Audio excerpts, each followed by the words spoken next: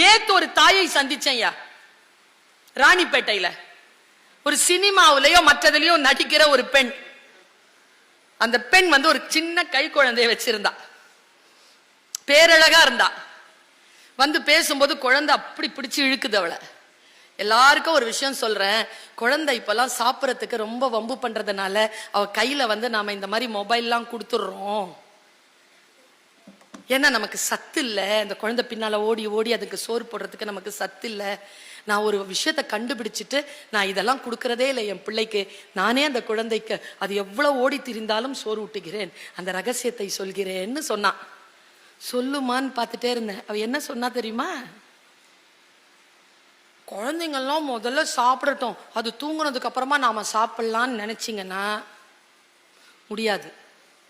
நீங்க சாப்பிட்டு தெம்பாயிட்டு பிள்ளைய வளர்த்தீங்கன்னா நல்லா அழகா வளர்க்கறான்னு அந்த அம்மா சொல்லுது.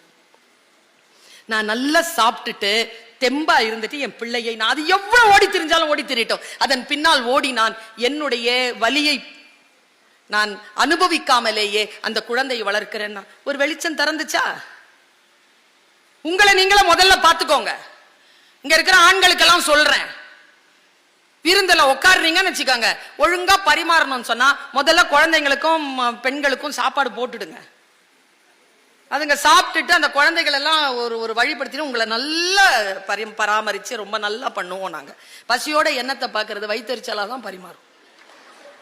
நான் ஒரிசா நாட்டுக்கு, ஒரிசா மாநிலத்துக்கு போயிருந்தேன். அங்க இருக்கிற பூஜாரிகள் இருக்காங்கல்ல, அந்த புவனேஸ்வர் கோவில்ல இருக்கிற பூஜாரி என்கிட்ட தனிப்பட்ட முறையில் சொன்ன ரகசியம், சாமி கிட்ட போறதுக்கு முன்னால வயிறார நாங்க சாப்பிட்டு தான் பூஜைக்கு உள்ள நுழைவோம். விரதம் வச்சுக்கலாம் நுழைறது இல்லை. ஏன்னா நிறைய கைங்கரியங்களை பண்ண வேண்டியதாக இருக்கிறது, நிறைய சடங்குகள் இருக்கின்ற பொழுது எங்கள் உடல் வாடிவிடக் கூடாது என்பதற்காக இறைவனை வணங்கி முதலில் நாங்கள் வயிறார சாப்பிட்டு விட்டு பிறகுதான் கருவறைக்குள் நுழைகிறோம்னு அவர் சொன்னார்.